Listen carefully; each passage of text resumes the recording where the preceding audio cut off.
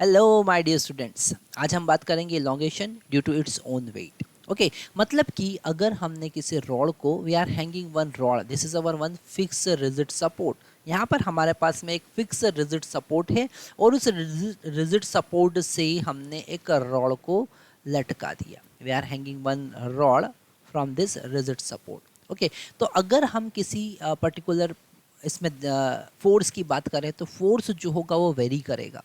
क्यों वेरी करेगा? जैसे कि अगर हमने यहाँ पर देखा है ना, यहाँ पर हम फोर्स की बात कर रहे हैं कि इस पॉइंट पे फोर्स कितना लगेगा, तो उस पॉइंट पर फोर्स जो लगेगा वो नीचे वाले लेंथ जो होगा, मान लेते हैं एक्स लेंथ है, उसके कारण लगेगा। ओके, तो यहाँ पर जो फोर्स होगा है ना, वो इस एक्स पर डिपेंड करेगा। थोड़ा सा और ऊपर जाएंगे तो फोर्स और बढ़ जाएगा, मतलब फोर्स जो है वो 0 से एल तक वेरी कर रहा है। यहाँ पर फोर्स 0 होगा, यहाँ पर फोर्स एफ होगा। ओके, इस पूरी लेंथ पर फोर्स वेरी कर रहा है। यहाँ पर फोर्स वेरिएबल है, इसलिए हमको यहाँ पर इंटीग्रेशन का कॉन्सेप्ट यूज़ करना पड़ेगा। तो ये पॉइंट हम लिख लेते हैं, we have to use concept of integration.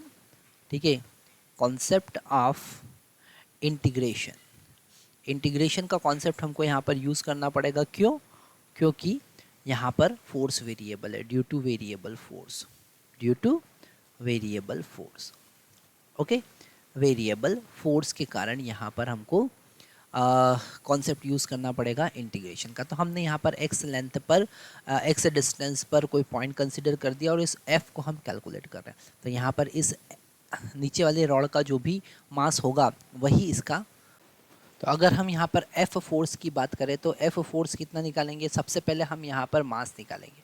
ठीक है, क्या निकालेंगे? Mass of length x. Okay, तो वो कितना होगा? एम एक्स लिख देते हैं उसको, वो होगा total mass divided by total length. हमने मास पर यूनिट लेंथ, और अब एक्स का निकालना है तो एक्स का मल्टीप्लाई कर देंगे। ये एम बाई एल क्या है? मास पर यूनिट लेंथ। और अब यहाँ पर इस मास पर यूनिट लेंथ में हमने एक्स का मल्टीप्लाई कर दिया तो हमको एम एक्स मिला, है ना। अगर उसका हम फोर्स देखेंगे तो वो कितना होगा? एम एक्स इंटू जी, है ना। तो एफ इज़ इक्वल टू हमको मिल गया M G divided by L into X. तो हमको यहाँ पर पता चला कि एक्स डिस्टेंस पे कितना फोर्स लग रहा है। अब यहाँ पर एक पोर्शन हम कंसिडर करते हैं, है ना, एक पोर्शन कंसिडर करते हैं डी एक्स। ओके, और इस डी एक्स का इंक्रीमेंट कितना हो रहा है इस एफ फोर्स के कारण। ओके, यहाँ पर इस डी एक्स का जो इंक्रीमेंट है हम मान लेते हैं डेल्टा एक्स।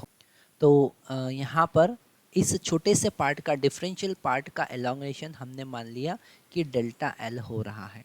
ठीक है, this is delta L is the increment in length, elongation in dx। dx में जो छोटा सा पार्ट कंसिडर किया ना, उसमें elongation है। अब हमको पता है elongation का फॉर्मूला क्या होता है, हमको पता है y is equal to F into L divided by A into elongation delta L होगा, है ना। तो यहाँ पर हम डेल्टा एल का वैल्यू अगर कैलकुलेट करेंगे तो वो कितना हो जाएगा? वो हो जाएगा F by A into Y, और यहाँ पर लेंथ कितना था उसका? डी एक्स, है ना। जो डिफरेंशियल पार्ट हमने कंसिडर किया था उसका लेंथ कितना है? D x. तो यहाँ पर ये थोड़ा सा कन्फ्यूज़न होता ही है इस डेरिवेशन में। क्यों? क्योंकि हम अब पूरी रॉड की बात नहीं, केवल डी एक्स पार्ट की बात कर रहे हैं, और ये हमने केवल डिफरेंशियल पार्ट के लिए ही ये फार्मूला यहाँ पर अभी यूज़ किया है। तो उस डिफरेंशियल पार्ट का लेंथ हमको यहाँ पर रखना है, हमको कंप्लीट लेंथ यहाँ पर नहीं रखना है। ओके, अब अगर हम एफ का वैल्यू यहाँ पर पुट करेंगे तो d l is equal to, f का वैल्यू हमने पुट किया, क्या होगा? M into g into x divided by total length l divided by A into y into d x. Okay, तो del l that is the differential increment, उस d x differential part में increment है d l. Okay, तो यहाँ पर ध्यान से समझेंगे तो पूरा समझ में आएगा, नहीं तो कन्फ्यूज़न रहेगा कि डी एक्स और डी एल अलग अलग कैसे हो गए। यहाँ पर अगर हम देखें m into g divided by हो जाएगा a into y into l into x into d x.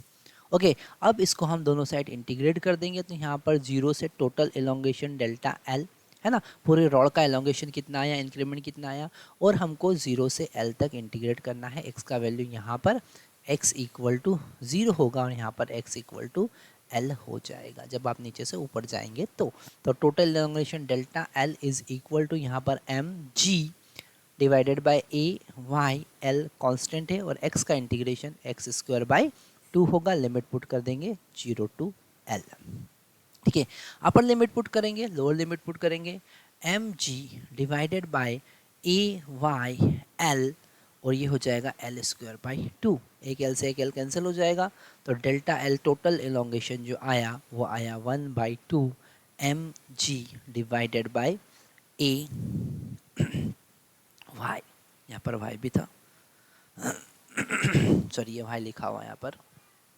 ठीक है, तो ये इंटू एल, ये हमारे पास में टोटल एलोंगेशन आया। तो यहाँ पर आपको सिंपल सा कॉन्सेप्ट याद रखना है, जो फोर्स होगा अगर आप डायरेक्ट क्वेश्चन सॉल्व करना चाहे तो फोर्स को आपको mg/2 पुट करना है, एवरेज फोर्स वहाँ पर पुट करना है। ओके, क्योंकि सबसे हाईएस्ट पॉइंट पर mg फोर्स लग रहा है, लोएस्ट पॉइंट पर 0 फोर्स लग रहा है, तो उसका एवरेज क्या होगा mg/2। तो इसमें आपको ध्यान रखना है कि हमको mg/2 फोर्स यूज़ करना है, या फिर डायरेक्ट अगर आप चाहें तो इंटीग्रेशन का कॉन्सेप्ट भी जो हमने बताया वो समझ सकते हैं, और ये वाला जो एक्सप्रेशन है आप डायरेक्टली यूज़ कर सकते हैं, है ना, टोटल एलोंगेशन। ठीक है, थैंक यू।